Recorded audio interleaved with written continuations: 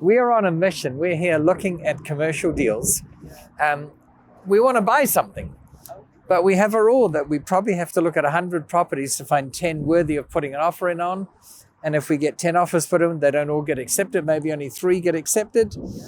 And then we have to finance them and maybe only 1 works. So we know it's a numbers game. Yes. So we mentioned this to Aaron that, we're looking at real estate and, my sister's a commercial agent. So we sort of lucked out in that regard. No, So great to meet you. Thanks for making the time. Thank you. Thank you for having me here.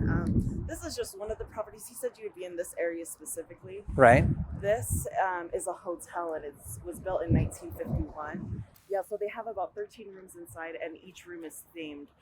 It's like an anniversary inn. And so if you're looking for something kind of cool, kind of different for your portfolio, this is something that would be fitting great for that. That's so interesting because we're really interested in commercial. And I've got a very clear demarcation line between residential and commercial. I know that in America, for mortgaging purposes and appraisal purposes, multifamily is considered commercial. But I have a different definition. It's residential properties are places where people have residences, and commercial properties are places where people conduct commerce. But when I hear this, this could be turned into all manner of commercial businesses, but it could also be what in the UK is called an HMO, a house of multiple occupancy, where you rent it room by room. And given it was a hotel, I don't know if it's modern enough to still be a hotel, but it could be something where we rent it out room by room, perhaps to traveling nurses if it were done up to a certain standard. I don't know if we're near a hospital here, but that's a typical use. They sometimes get contracts for 3 months at a time or something. So that would be a great use. So yeah, very keen to see what this is. It's a beautiful building. I like the style of it. Usually ones that look this good have a lot of maintenance issues with them, but employees only. All right, that's interesting. Oh, there are lights on in there. It's beautifully done up. Yeah, it would almost be impossible to make a building in this style today. The cost would be through the roof. There are no economies of scale. And look, they have tours. No tours available today. Oops, falling off here. Usually their tours, the next one that is available that we're going to go see, they have tours around 1 and 2. Oh, okay. Just miss it. Whenever I come across a new property, I'm always looking for angles. What could we use this for? Supposedly it's on the market because it may not be performing that well. I'm not quite sure if this one's vacant. I think it's not being used to its full capacity, but there are obviously people in here right now. But the first thing I notice is that it's on a busy road. That's bad if you want to live there and you want to have low noise content, but it's great for visibility. Any kind of property that you want people to see, it might be a business or a skin clinic or a dental office, you want it to be visible because often they get new clients that way by being visible from the road. If you're tucked away in a cul-de-sac that's around the corner from nowhere, no one's going to stumble across it. They're not going to find it. They're going to have to actually look it up on a map or online and then drive to it. So great visibility is very important. People often like to have a view of something. Not too much noise of traffic, to be sure, but most businesses would rather have good visibility for their business and put up with a bit of traffic than be in a very quiet place where no one ever comes by. Secondly, not everyone likes this style of building, but I think most people think, wow, this is interesting, this is different. It's sort of a semi-Victorian style. So I think that really goes in its favor. It usually comes with higher maintenance. We mentioned that the roof, it looks like it's wooden shingles. They are a fire risk. You tend to pay a higher insurance premium with a wooden roof like this. Does look very good. They also have some environmental advantages, of course. So I'd look at the cost of having the roof replaced, and then you've got to make sure that you get a quote that replaces it with the same style of thing. Buildings across the road there, they have metal roofs. They're probably more durable, but they don't always look as good. Proximity to town. I've suggested if this could be used as an HMO, houses in multiple occupancy, you want to be near a center where there are people who need these sorts of things. So I look for proximity to major commercial centers. It could be a hospital or a police station or something like that. I love leasing out space, residential space to nurses. I love leasing out space to policemen and firemen. I'm not biased about it, it's just they're very good tenants. They always pay the rent and they tend to look after the place very well. So I'll often go into a fire station or a police station or a nursing school or a hospital and say, is it okay if I put a notice on the notice board? And usually they say, no, what's it all about? And I say, well, it's to advertise that I specialize in leasing to nurses, or I specialize in leasing to police officers. And do I really specialize in those things? And the answer is yes, I do. I love leasing to those people. So when you do that sort of thing, you want to make sure you're in proximity of an outfit like that. No nurse wants to have to commute for 3/4 of an hour to get to work, no matter how nice the building is. And it's not a matter of always conform. It's not that I always look to leasing to nurses, and therefore I'm looking for buildings close to hospitals. I'm looking for what's unique about this building that I can turn to my advantage. And it's to everyone's advantage, even the seller's advantage, because the reason they're selling is they either can't get a tenant, or they're sick of it, or they're getting too old, or they just want to get out of it. I need to find tenants. That's the big thing I need. I look for vacant buildings or semi-vacant buildings, and then I figure out a way of getting a tenant before I buy the building. That way it's worth more to me by the time I acquire it than it was to the seller. Everyone wins. Yeah, it was in the late 1980s, my first commercial building. Even as I hear myself say that, I realize that's an awful long time ago.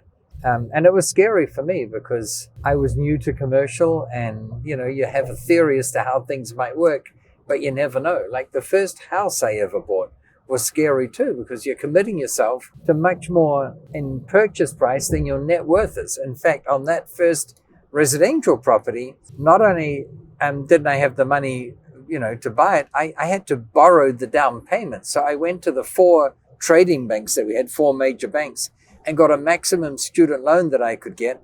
And fortunately, none of them asked me if I was going to the other banks, because I probably would have been compelled to tell them the truth. But I got $4,000 from the banks as a student loan, and that was between all 4 of them, right? So in total, I got $4,000, and that was my down payment. And then I got a mortgage for the rest. And maybe I lucked out because I bought at the right part of the economic cycle that I didn't, go underwater within a year or so. But I'll never forget the feeling from that first residential one at the end of the first month, where I collected rent from 4 units. The house was split into 2 units, and there were 2 other hotel style or motel style units out the back. So I had 4 tenants there.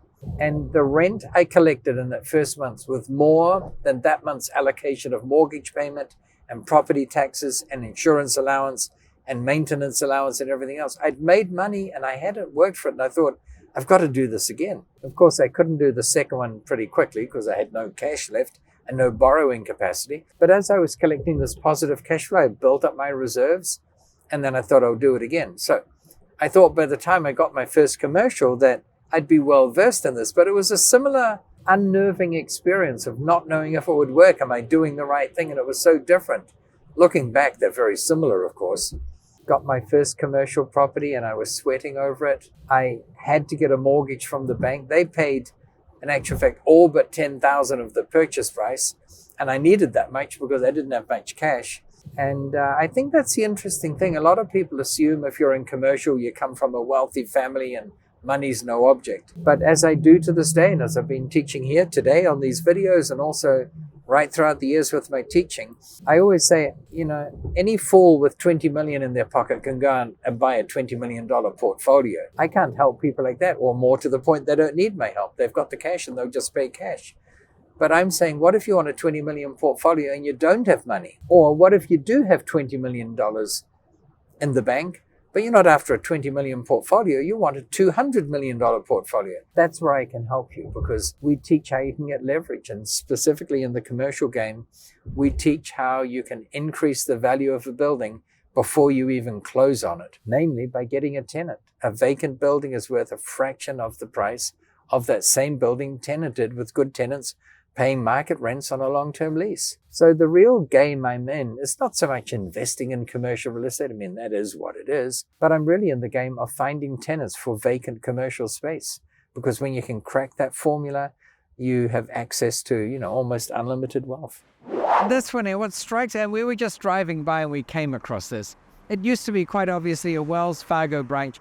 Banks all over the country are shutting down. More and more people are doing online banking. I used to do all my banking physically. I'd get checks from tenants, and once a month I'd trundle down to the bank, or maybe a couple times a month, and bank them all. And then when COVID hit, many branches closed down temporarily anyway, and they forced us to figure out this online banking. And at first I thought, wow, it's not as social. You don't get to say hello to all the banking staff. You can build up relationships that way. But I've got to admit now I could get my checks, bank them straight away. And I remember thinking, why would you go back to branches? So I confess that when the whole COVID thing sort of dissipated and went away, I continued doing most of the banking online. And I'm not the only one to it. You've got a lot of these branches closing down. It's noisy here because there's a lot of traffic around. That's bad or good depending on how you look at it. It's bad when you're trying to cut a video and you don't want much extraneous noise around.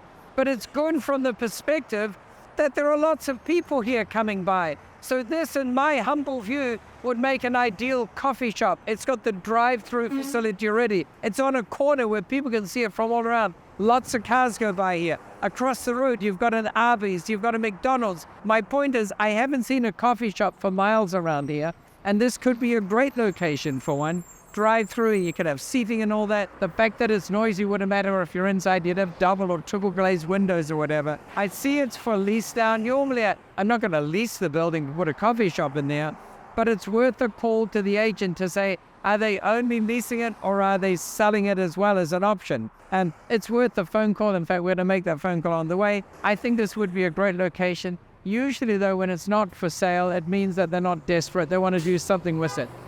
My personal prediction is that they won't get another bank to operate here because banking, as I've said, is going online.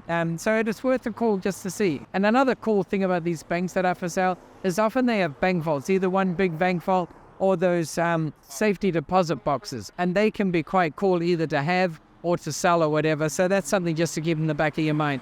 Going to take the number and let's call them from the car. All right, here we go. Put it on speakerphone.